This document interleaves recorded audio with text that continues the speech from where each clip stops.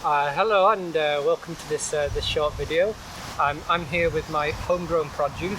Here we have lavender, and we've got some radish, tomato plant and some mint, and then also a lovely little oak tree. So in probably about 10 years or so we'll have some lovely acorns to roast up and make into a coffee substitute. But I'm here because this is my small growing plot here.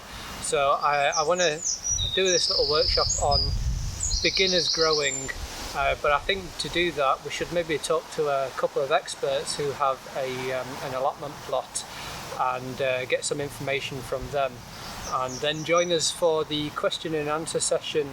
Follow the link in the description.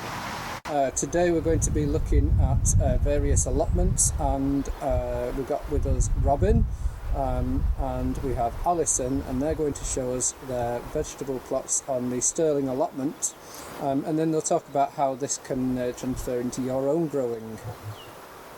Well, I'll start off talking about these tomatoes that Alison was speaking about. These are outdoors, and for this year really experimenting with tomatoes and chilies in the polytunnel and outside as well, so to see how things grow and learn something for 2021.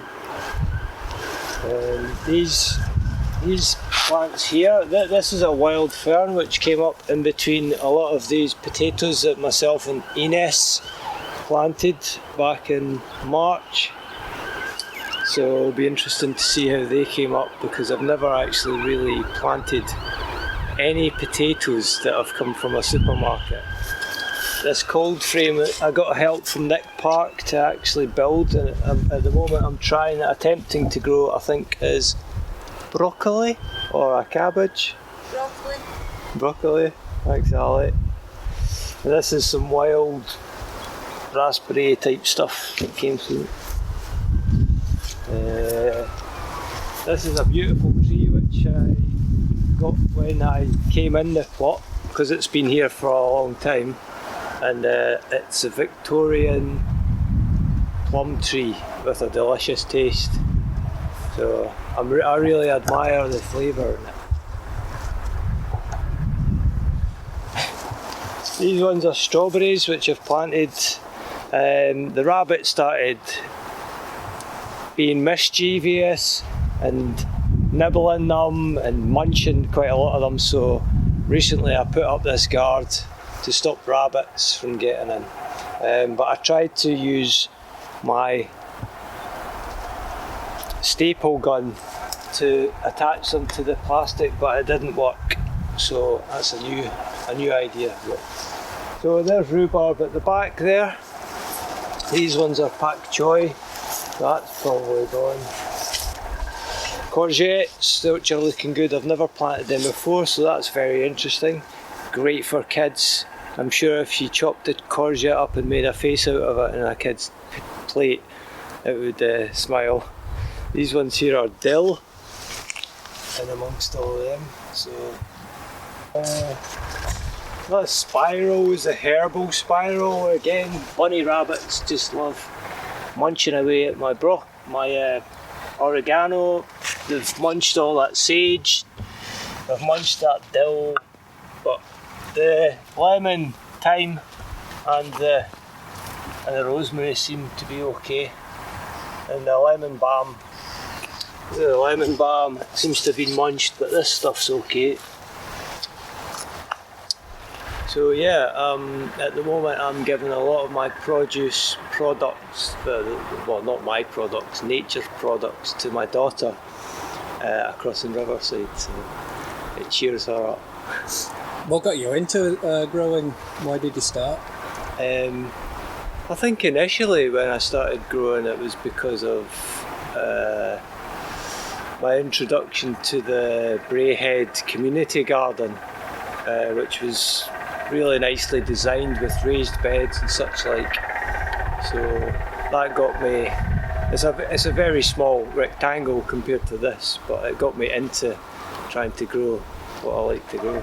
So did you find that having a start on a smaller plot was useful for you to manage a plot like this? At the time, I was on, when I got the Braehead community garden, I was on the queue for this one. So I was still waiting on the queue, so when I was emailed by Carol on the board of getting this one, I came to this one just to see it and decide which one to get, and then I stopped paying and stopped going to Braehead, and I came more to here because I felt a little bit more. This was closer. It was a really reasonable price to pay per year, and the people were lovely. So yeah, happy days. Can you show us this little contraption that you've made? Oh, this one. Well, this is a very interesting German manufacturer who designed shredders based on a metal shredder.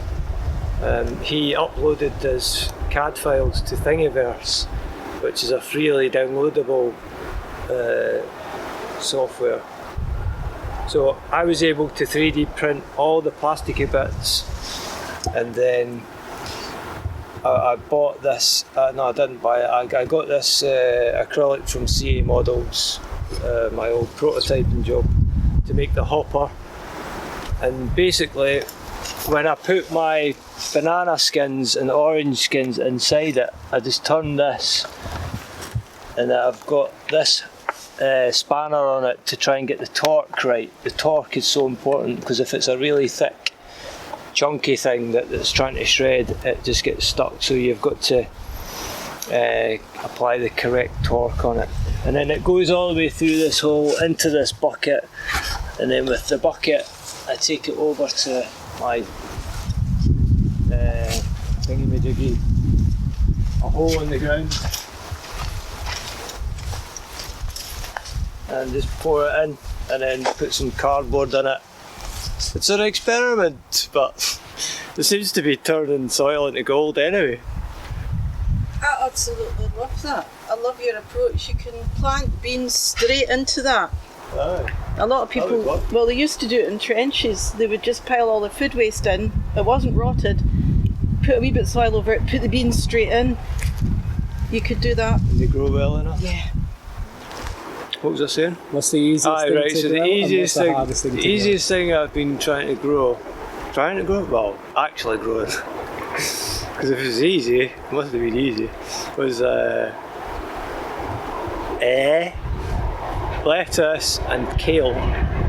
So lettuce was particularly interestingly easy to grow because I got the seeds from my big brother's girlfriend, and they were from Marks and Spencer's. So I was quite surprised to see how easily they worked. And the most difficult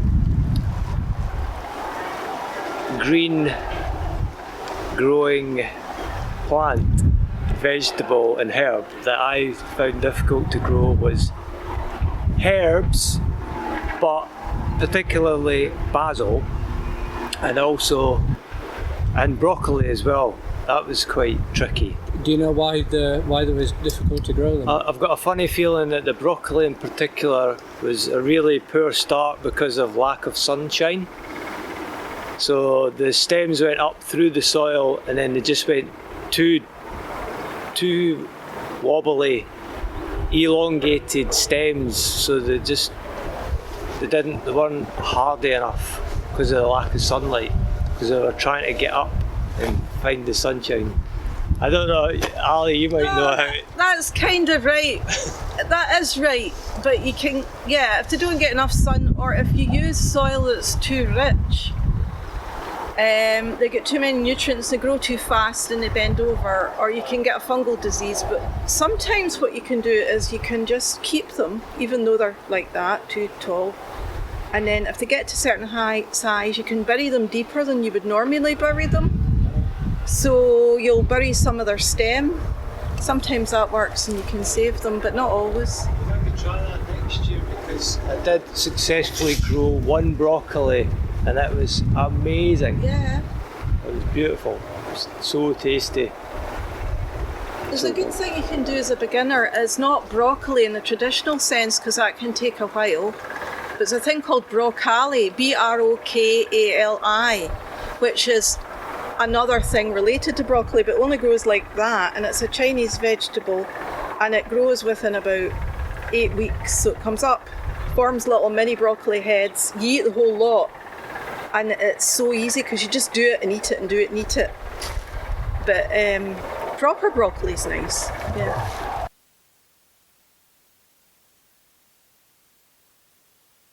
Acidic soil is like soil with lots of peat, and it would be acidic if there was lots of pine needles in the ground or whatever. So the way around it is you make sure you grow them in a soil with, what I do is composted wood chips, because that is very acidic.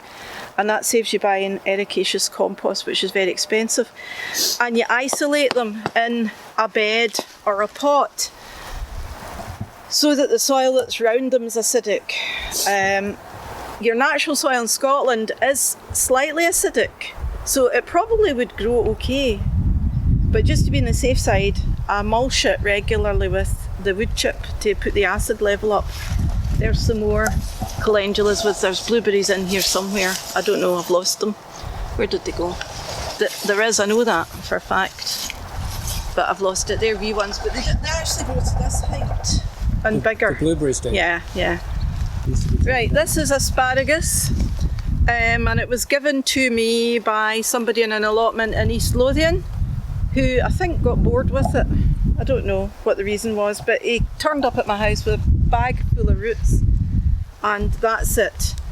And this is it growing in full leaf, and you allow it to grow like this to get the energy into the roots. And in the spring, what you get is a whole lot of these, which you eat. But this is now July, so these, you let some of these grow into big ferns to produce energy for the plant for the next year. So you'd eat a few and then you'd let the rest grow like that. And that likes a lot. It was supposed to like a lot of fertiliser, and I haven't really done much apart from liquid fertiliser. This is globe artichokes, and you eat them steamed, and you can see I've cut off a lot of them. And this is a different one, and that's called Ver de Lion, which is a French name. That's supposed to be the tastiest artichoke, and it's not quite as big as them. And I'm letting a few of them grow into the big purple flowers because they look really nice and the insects like them. This is my tomatoes. This is driving me bonkers actually. Something's got into my polytunnel and eaten the top off all my sunflowers. Nothing else, just ate the top off my sunflowers. So I've got corn growing here, and I'm planting them really close together because sweet corn needs to be pollinated, and it's air pollinated, and this is the flower. And what happens is you get another wee flower down there, and the pollen drops on and fertilises it, so it needs to get the air like all grasses. So they're close together, and I'll open both of the tunnel things. But this is what I should have did for my sunflowers, because if you use this stuff it stops mice. And when I'm planting beans, for example, like these ones, which I'm going to plant out soon, but when I initially put the seeds in there, I'd cover it with that to stop the mice eating them.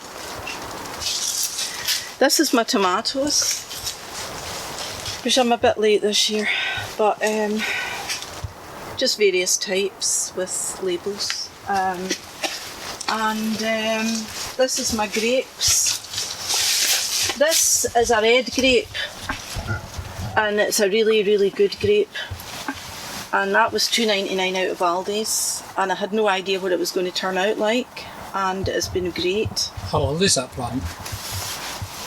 I would say it's about 5 years old, but it's been like this for a few years. I've got more grapes in here.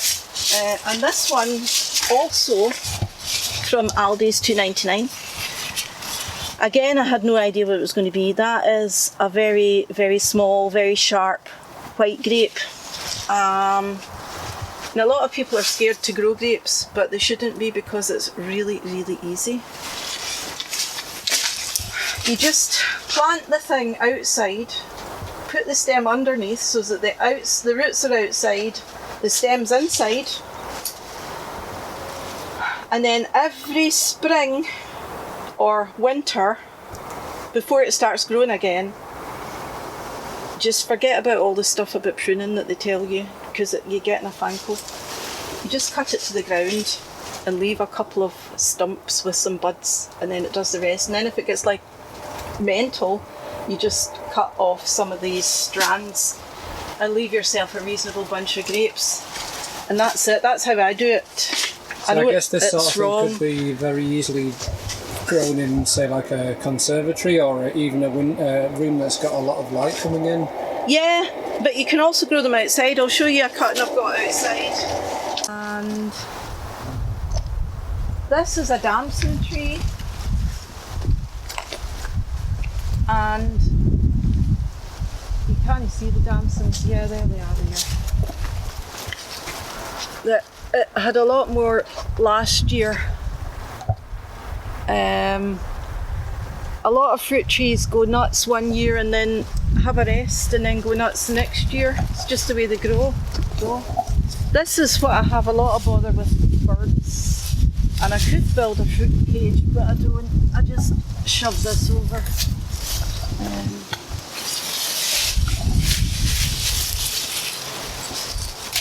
And that is the kind of stuff that you get. And they're easy to grow. You don't do anything, you just plant them, and every now and again you cut half of it off, and that's it, really. Same with the black currants, which I've eaten. This thing is called a jostaberry. Right. And again, there's not really any work involved in this at all. And it's a good one for people that want a lot of fruit with minimum work. Sorry.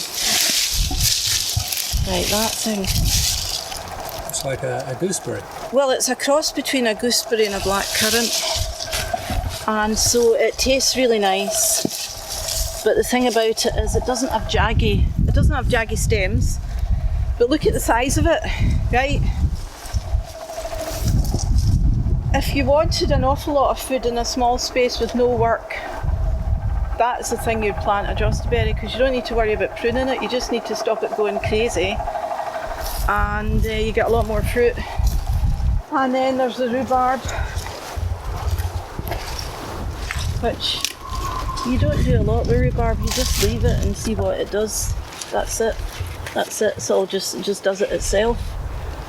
Nothing to say about this, apart from leave it alone. My gooseberries, yeah.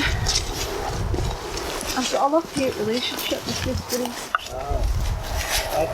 Personally, I detest them because of the spikes that were on the branches. They don't. So See, everything you do in an allotment outside is there's always some creature after your food. So you have to keep netting things off, and that's them there. And this is a variety called Invicta. I don't know why it's called Invicta, but it's got absolute awful thorns.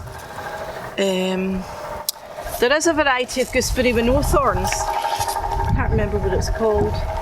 would you typically make jam from the gooseberries? Yeah, I make jam, but I usually make jelly because I know somebody that can't eat seeds.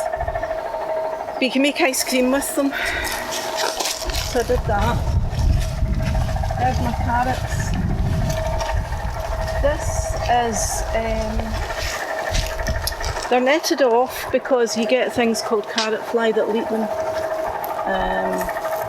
And these are, yeah. Oh. Wow, I didn't realise I've got to eat them now. Amazing. The thing with carrots is they're dead easy to grow, providing you put a barrier around them to stop the carrot fly. The only other thing you need to know is make sure you water them really, really well when they're seeds. Because the only thing that will stop a carrot growing is it being too dry when you've planted the seed. I'll take you up to another plot. I'll just ask you the same question that I asked Robin. What did you find the easiest and the hardest thing to grow?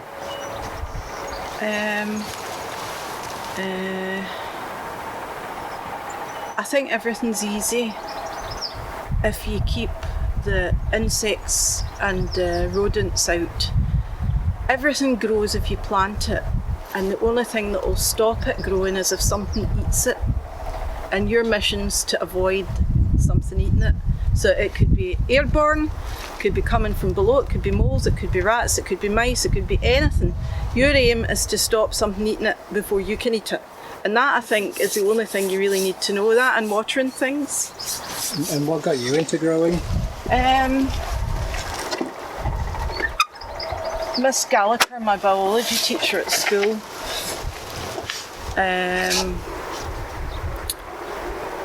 before that my dad, he got a plot, and I don't know, I just got into it. I've always done it. And they'll shoot out. These have just gone in this year, and I put this on it because I found a roll of this stuff in a skip, and I thought if I put that round the strawberry, it'll stop it getting spoilt on the ground. It also stopped things coming up from below.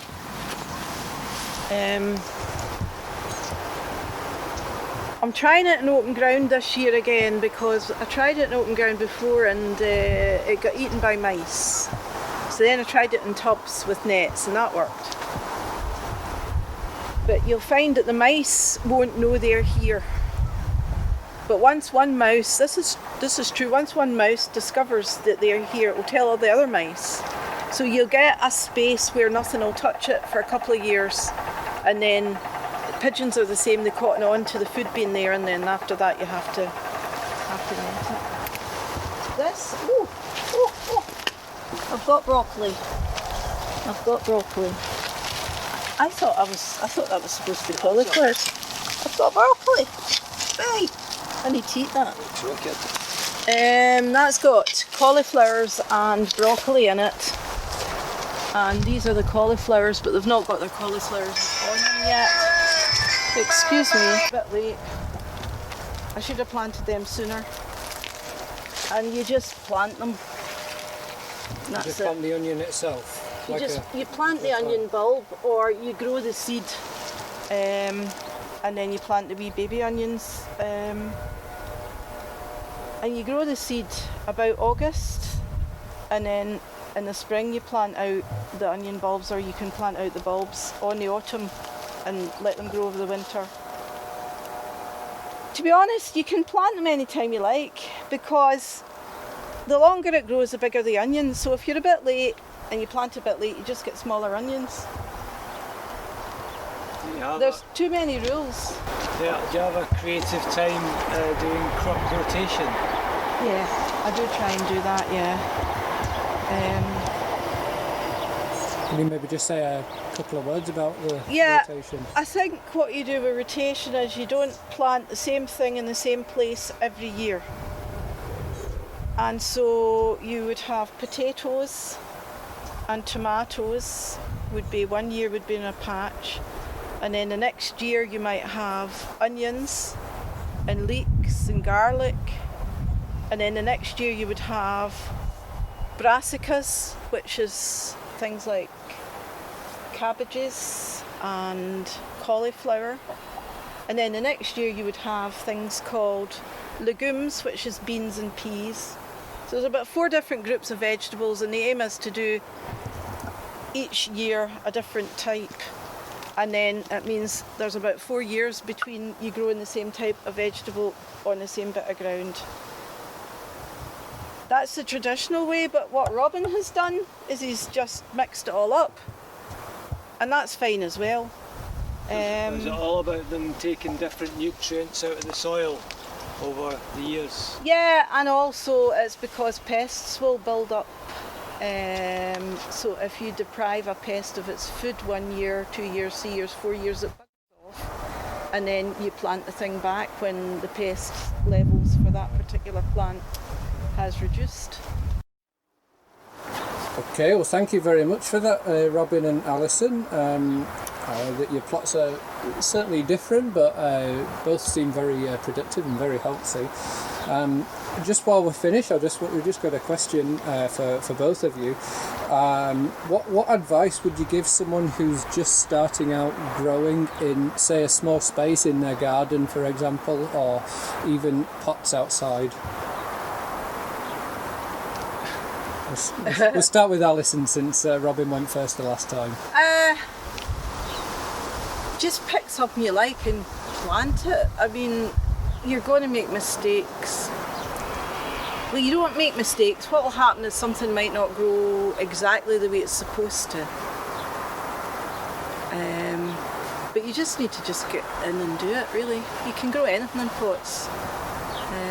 Potatoes, lettuce, beans, you name it. Just bung it in, get on with it. It'll grow. And Robin?